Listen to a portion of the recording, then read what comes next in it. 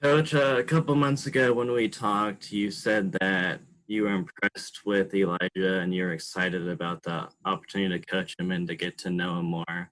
Since you and him have been on campus together with practice, how has your relationship furthered and what do you have to say on what you've seen from him so far? Yeah, Eli is a very talented young man.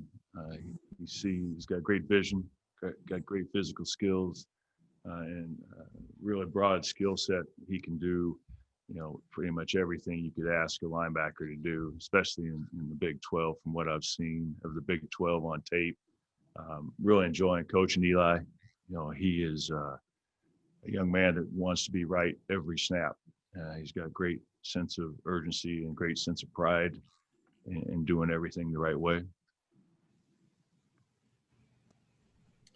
Kellis? Hey, Coach, how big of a challenge, maybe what was the biggest challenge for you coming in here and trying to take over a new position in a new place with all this craziness going on?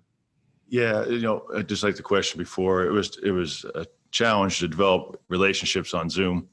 And that's what's been so great about getting the chance to work with these guys in person and getting to develop those relationships.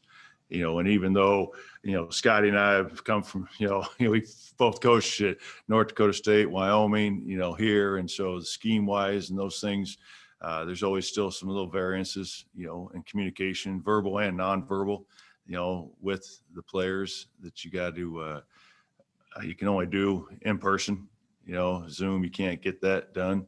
So I've really enjoyed the last couple of weeks getting to work with these guys and getting to know them, and really have appreciated Eli, Cody, Justin. They've had 2 or 3, maybe 4 linebacker coaches in their career here, and really appreciated their attitude. John Kurtz?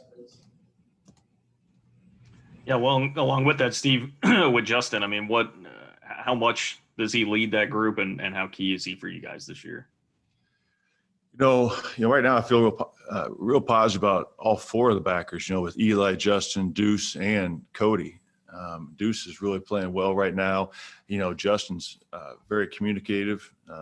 He understands everything, as he continues to come back from that knee. The issue for him is probably going to be the movement skills. And as long as he understands his angles and puts himself in the right body position, Justin can be an effective player. But yeah, both Justin and Eli certainly are vocal and leaders on this defense. Cody Fletcher, he's kind of the unsung guy. He's a senior that I'm developing confidence and putting him on the field. And I think he can give us some really valuable reps, as will Deuce. I wanted to ask, too, about a freshman, Jay Harris, and just what your impressions have been of him so far. Both Jay and Hayes, both of them can run. They both can cover a lot of ground. They got to continue to develop their bodies. They're probably a little undersized right now. Certainly training table, the strength program, all those things are continue to help. I know Jay was fired up. He came in and told me he weighed 203. So, once you break that 200 barrier, that's a big landmark for guys that, came in somewhere around, 190 pounds. Appreciate it. Thank you. Yep. Derek Young? Yeah, Coach, what have been your first impressions of Deuce, Daniel Green? I really am enjoying Deuce's attention to detail right now. He's smart. He wants to soak it all up.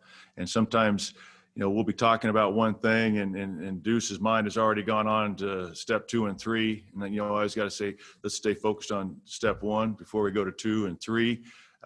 But he is always asking questions in those meetings. I mean, he wants to understand not only Mike and Will, but he wants to understand the entire scheme. And I think Deuce has a bright future here. Scott Fritchen? Yeah, Coach, welcome to Manhattan. What is the benefit of having 2 6-year seniors that have been around the block, and Jay Hughes and Elijah? Yeah, it's funny you say that because I asked Justin the other day, and he said I go, how old are you, Justin? He goes, 24. And I go, Eli, how old are you? 23. And I go, how long you guys been here? And then I started thinking when I was 24, I was coaching, and I think I had my first child already at 24. So, but certainly, those two have been around the block, and they bring a lot of experience to the table, both on and off the field. And, like I said earlier, I just told them the other day how much I appreciated them and their willingness to be coached by yet another coach. But I think they respect the fact that we've all come from similar trees, Coach Kleiman, Coach Klanderman, Coach Hazels, and myself. And so we've all been around the same scheme for a lot of years. So it's not like an entirely brand new guy that doesn't understand the system. Thank you so much. Yep. Last one here, Kellis.